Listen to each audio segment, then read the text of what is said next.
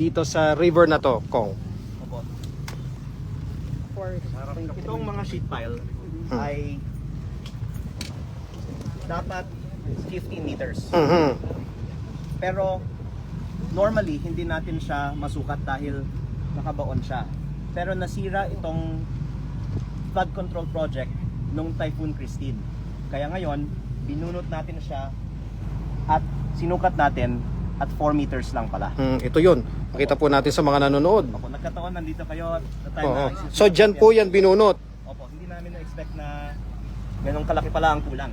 Oo. Nagbayad tayo ng 338 million para sa 4 phases nitong flood control project.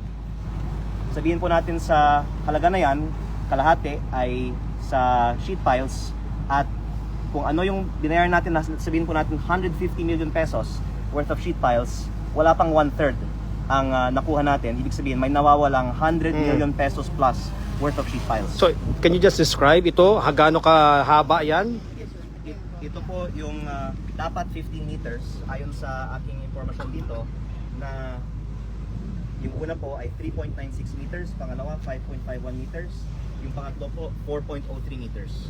So, obviously. Opo. Nandito po ang DPWH representatives kanina para din ma-witness itong live nating sample.